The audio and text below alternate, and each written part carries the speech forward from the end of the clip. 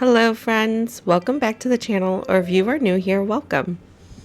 I am pretty excited about today.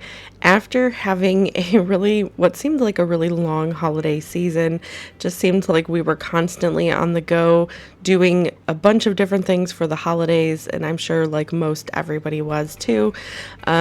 And then after everything with the holidays, I feel like I was kind of cooped up in the house. I just feel like it's been a hot second since I have done something that I've actually enjoyed.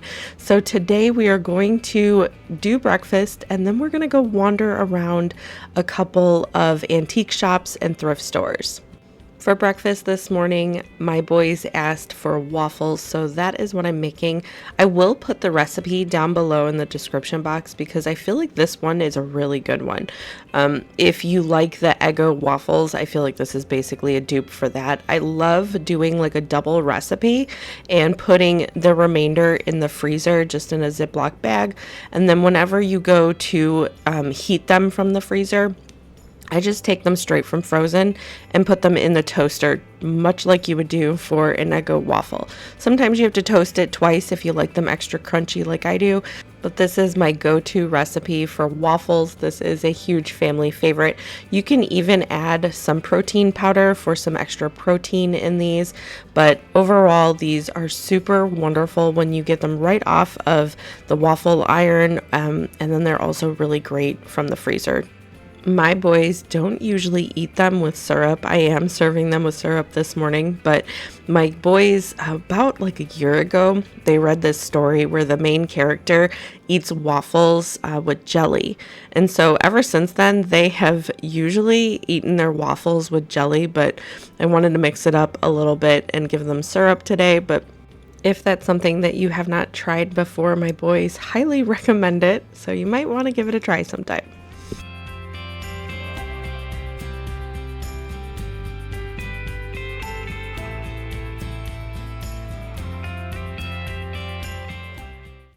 This little town is one of my favorites to go wander around in the stores in. They are the cutest little shops on this main street. There is a little bakery, there's a little Thai food place. It is the sweetest little area. And when you are not really looking for anything in particular, you can usually find quite a bit of treasures here.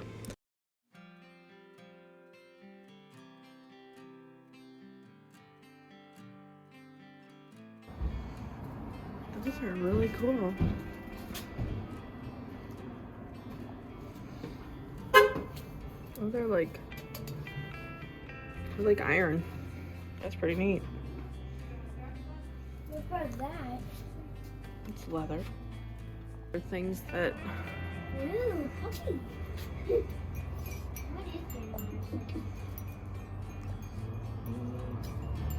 What is this is pretty.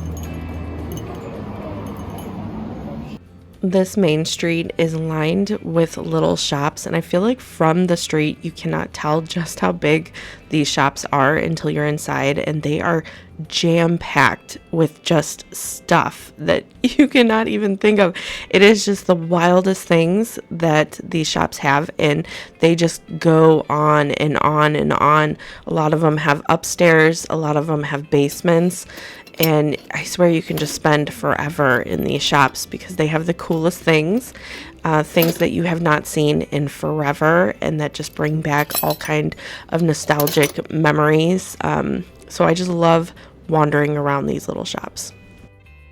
I wasn't really looking for anything in particular today. I was kind of just wandering around and seeing what I could find, trying to get out of the house for a little bit. But there are a couple pieces in the back of my mind that I'm kind of just aiming for. I was looking for a couple of decorative pieces, some bookends in particular, and I mentioned in a previous video that we are looking for a certain piece for our kitchen. It is a big piece of furniture.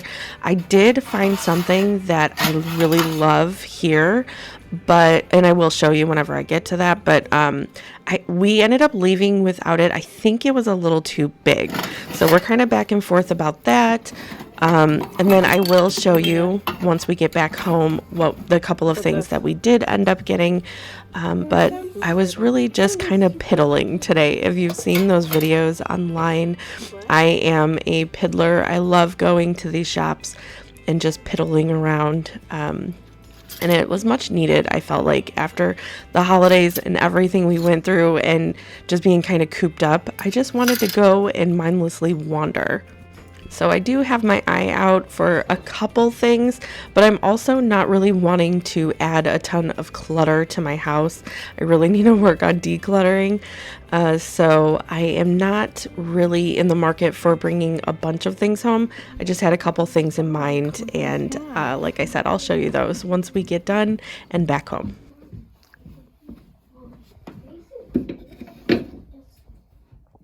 These shops had also a bunch of handmade things. I am a sucker for handmade pottery.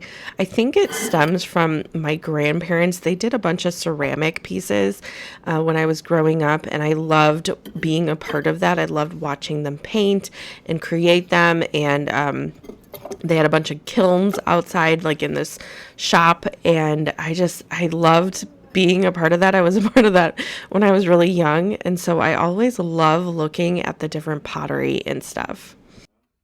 There's green.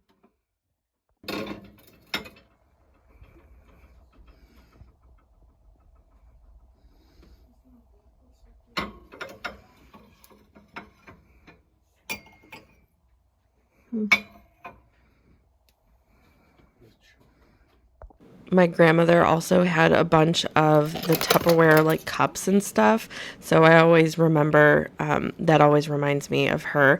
But I've never seen these like really tall spoons. I'm assuming it's to like stir tea or something with. If you know, let me know, because they were not labeled like with what in particular they were, but I thought they were really interesting. I actually really like this shelf. Oh, it's a pie safe.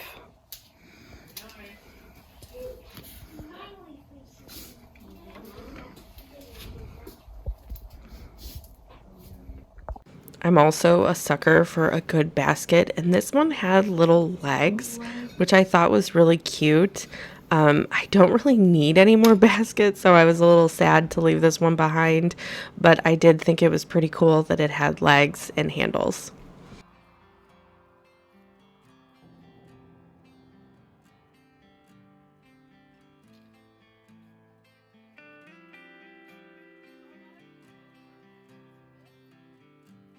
I was so excited when I saw this M&M guy from the street. I ran into the shop and I was really upset that it was $200.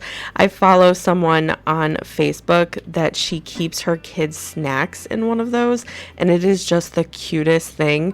So I was a little upset that it was $200 because I was really excited about that one. The shop that we're in is probably one of my most favorited shops. It is just jam-packed from wall to wall, ceiling to floor, with all kinds of fun things. They also have an entire upstairs that is equally as jam-packed as their downstairs, which I love. When you come in, you can spend so much time in here because there is so much stuff to dig through. But also, each time you come here, there's just so much stuff that it's like you're always finding new things. Like, this is kind of what I was looking for. Oh my gosh, that is heavy. That is.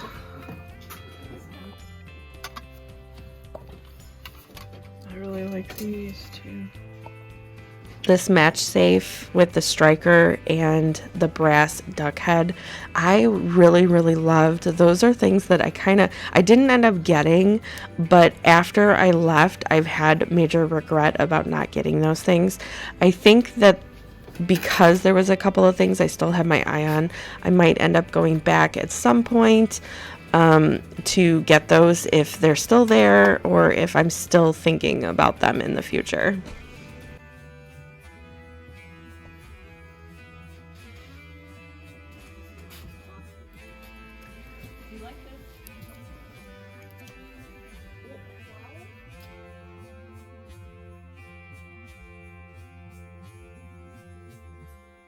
Put like the little cone in there, and then it comes out the side.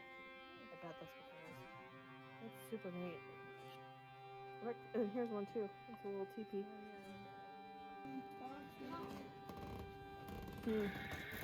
Wow. Yeah, but the bowl underneath it. This huge pendant. Here's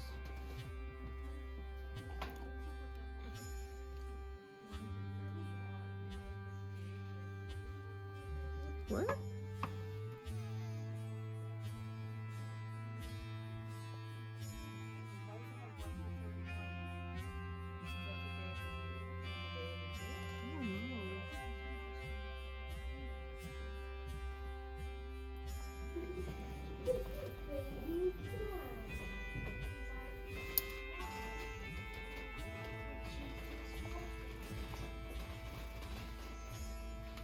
What's this one?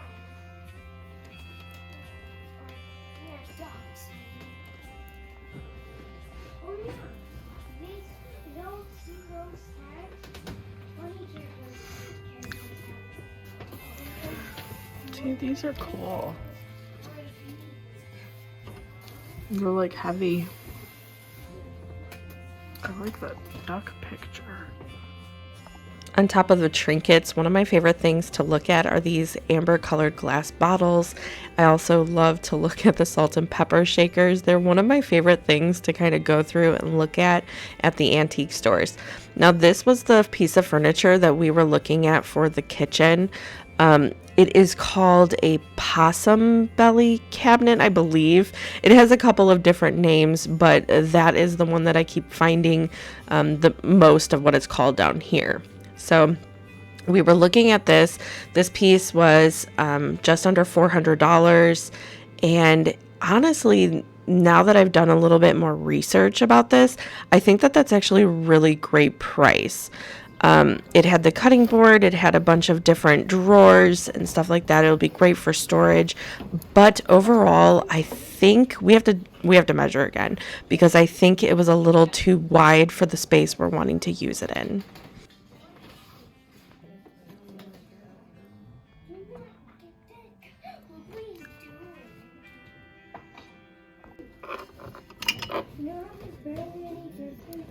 I wonder what these are for.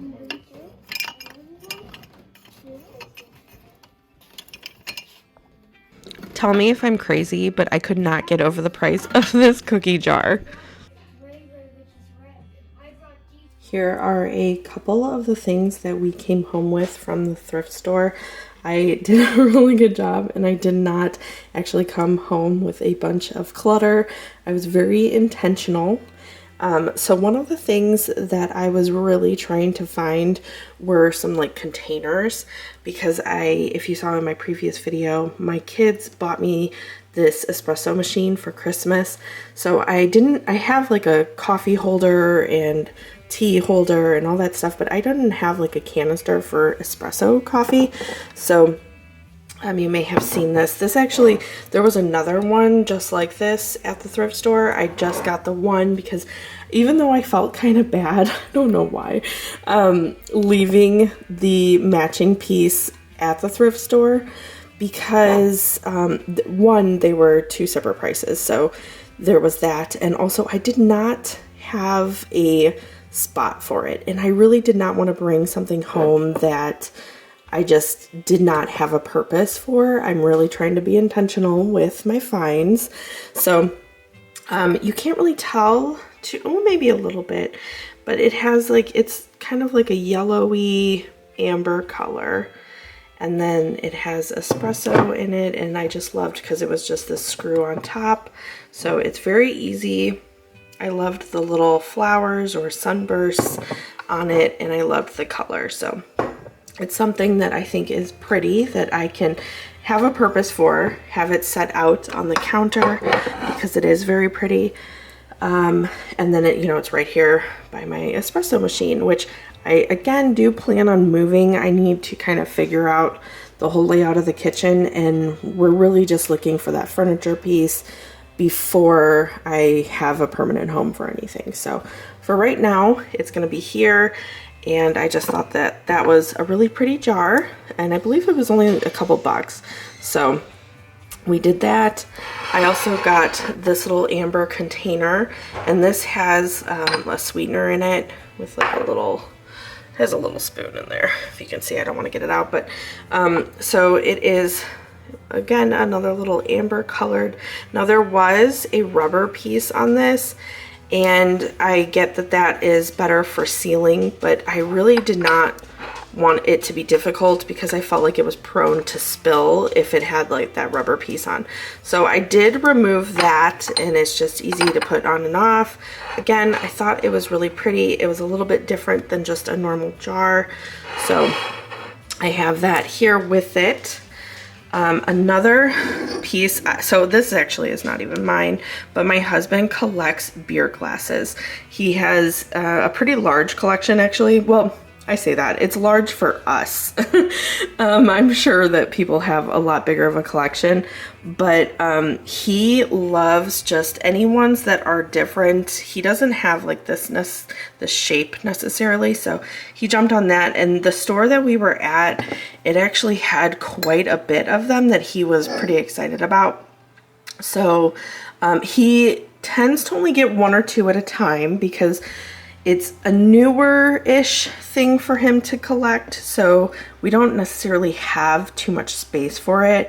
We have like storage. We have a shelf in our dining area, but it really is running out of space. So I think with some of the updates we plan on doing this year, we will have more space for him to collect more, but right now we just don't have that. So anyway, he picks up like one or two if it is super interesting to him. And I don't even drink beer. I'm not really much of a drinker at all. So I don't know anything about this, but I do know that he did not have a glass in this shape, and I believe the brand he thought was cool too. So either way, there was a couple of them, but he ended up coming home with this one. Another thing that we ended up getting was this cast iron pot. So it's kind of in rough shape right now. It will need, like, this handle is like all messed up, but my husband thinks he can kind of bend it back. And then I'll need to kind of season it and stuff, but it was only $22, which based on all the ones that we have seen, it was a really good deal. They usually are like $60 to $80 where we are, so I was pretty glad whenever we found this. It was in one of just the basement shops. So I thought it was a pretty good find. Also because we have, let me show you. We have a hook in our fireplace, if I could get it. Right here, it's dirty. But we have a hook that hangs over our fire, and we don't have a pot, or like, you know, you can buy one of those kits where it has the like little thing that goes around the pot to create a little hook for it, but we don't have one of those, and I've kind of been on the hunt since living here. We do cook on our fire often in the winter, and so that will be nice to have because we've never had that before. So we'll be able to hang it on here once I season it and clean it and all that kind of stuff, get it back to its working state, but we'll be able to cook on it this winter whenever the weather gets a little bad. It's kind of been in and out this season so far. So, but anyway, this will work out really nicely whenever we do start cooking on our fire for this year. But I believe that is all we ended up coming home with. Like I said, I have some regret for leaving a few things behind, but it wasn't anything that I absolutely need or had a particular place for, so I'm okay with that. We will, if we go back in the future and some of those items are still there and I have a better idea, then maybe they'll come home with me, but right now I'm just trying to be intentional and not add to my clutter. So for right now, I'm okay with that. as we, redo some of the house and work on different projects, maybe I will have a spot for those items and we can go back. Or maybe I missed out on them. That's okay too. So either way, that is what we came home with. And I feel really good about it. I feel good that I had a nice day out. But then also we have a couple of new pieces that I was really intentional about.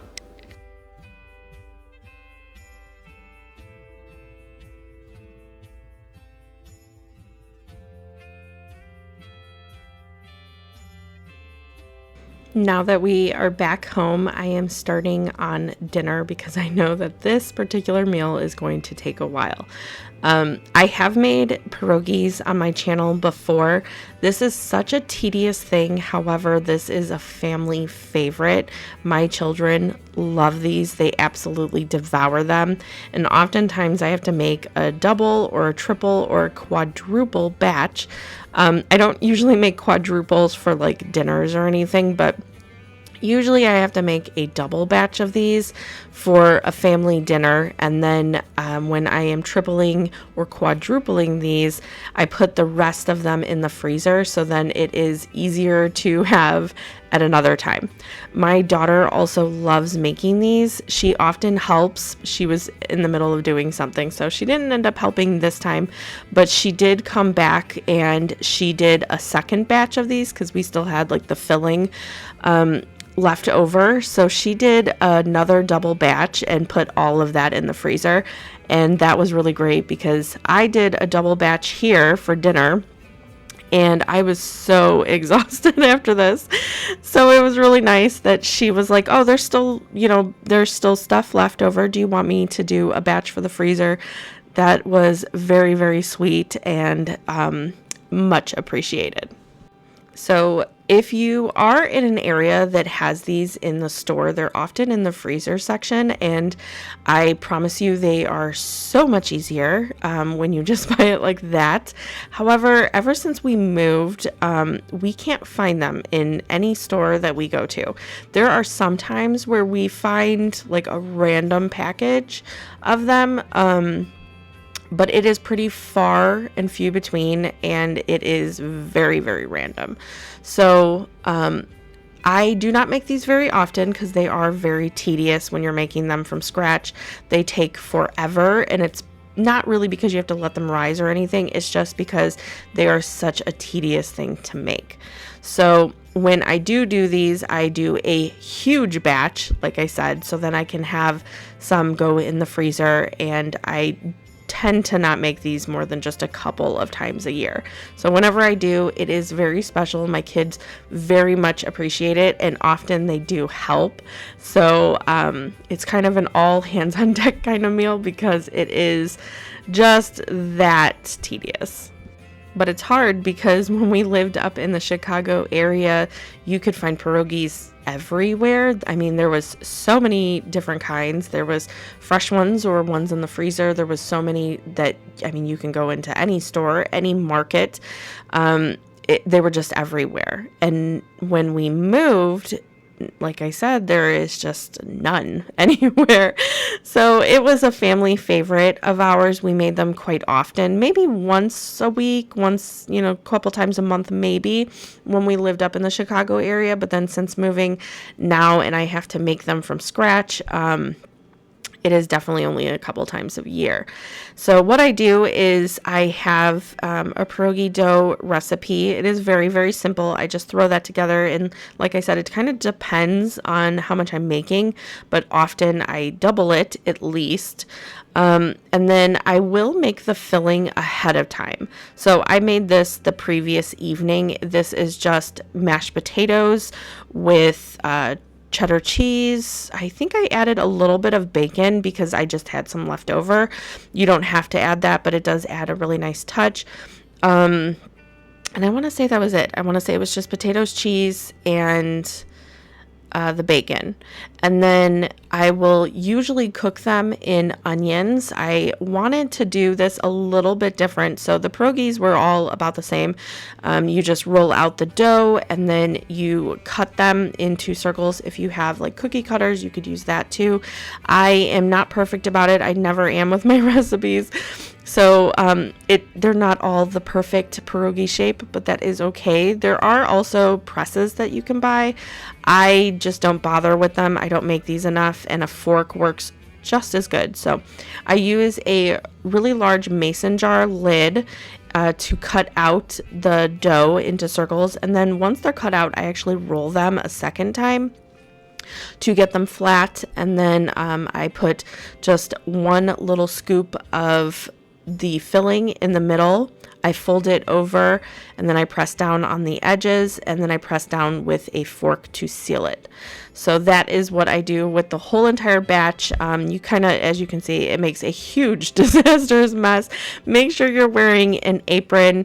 But it makes a big mess. However, they turn out delicious and it is worth it every time. Once you get them all rolled out, I usually just have them on this floured surface as I'm rolling them all out. I don't worry about putting them into the water or the freezer or anything until the batch is completely done. So they're all on this floured surface, just like this. And then once they are all rolled out, if you're wanting to put them in your freezer, you just put them in the freezer just like this. And then when you take them out, you can put them into the boiled water to cook.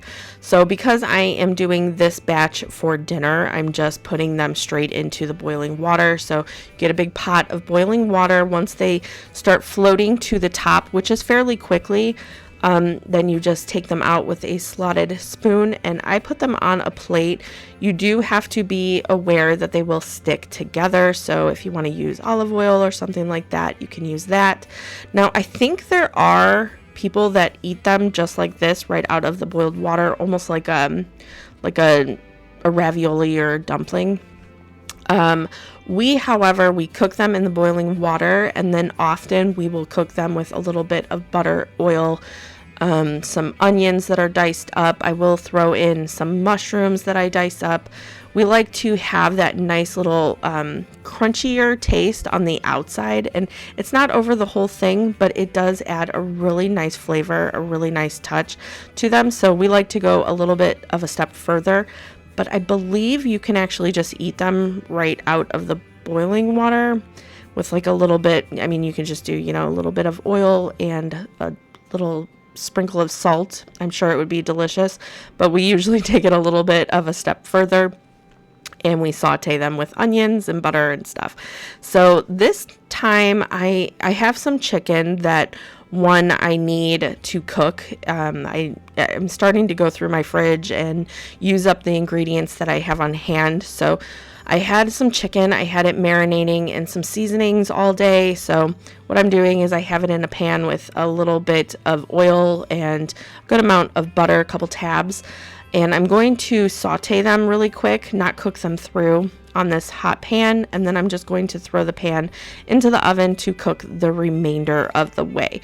So we'll dice this up and have this with our pierogies, but I was also wanting to cook it this way opposed to like throwing it on the grill, because I wanted to make a really nice cream sauce. And I figured the juices and everything, all the giblets that the chicken cooks in, I thought would be a really great addition to the cream sauce. So like I said, I'm going to just sear them on the stove, and then I threw them into the oven to cook the rest of the way. Once they're done, I'm going to remove them from that pan, just like here. And I have the juices and giblets and all that stuff remaining from the chicken. I'm going to now make just a cream sauce to go with the pierogies and the chicken. This meal was incredible. We don't usually do the pierogies like this. We are usually, once we make them all, pretty tired because it is such a long process. But it was a really, really nice touch. My husband, I don't know how many times he was like, this sauce is incredible. This is the best sauce ever. And it was just something I threw together with whatever we had on hand. So like I said, I used the juices and stuff left over from the chicken. I put some flour in there and just kind of cooked it for a couple of minutes, stirring it continuously. Then I went in and added in some cream, or you could use milk. I did add, that was beef bouillon. I added a little bit of that because I wanted more of a beef flavor and not as much of like a gravy. So I did add some of that. I added in some garlic, just little touches here and there. And then I will have like the onions and the mushrooms in the pan with the pierogies, and then I just kind of serve it with this sauce underneath. It ended up turning out incredible, and this might be something that I continue to do whenever I make pierogies, because if you're going that extra step, you might as well go just a little bit further and make a really wonderful cream sauce to go with it.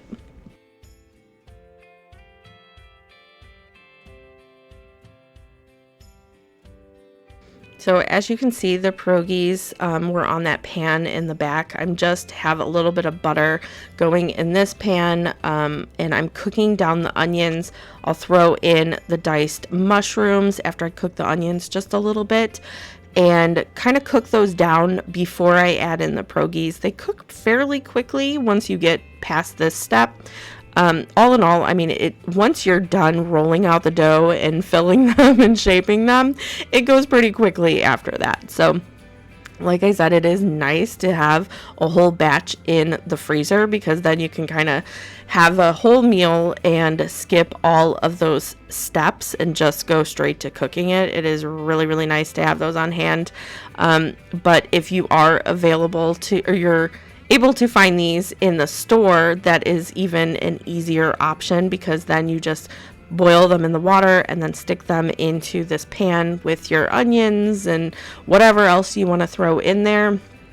And then you kind of just cook them for a couple of minutes to get a really nice coating on the outside. So it will resemble like a dumpling. It's nice and soft and pillowy, and but then it will have little spots on the outside that are nice and crunchy. So I always like to top mine with some fresh green onions, but this is how dinner turned out. It ended up being the perfect ending to a really nice, wonderful day. So anyway, that is all I have for you today. Thank you so much for hanging out with me. I hope you have a wonderful rest of your day, and I'll see you in the next one. Bye.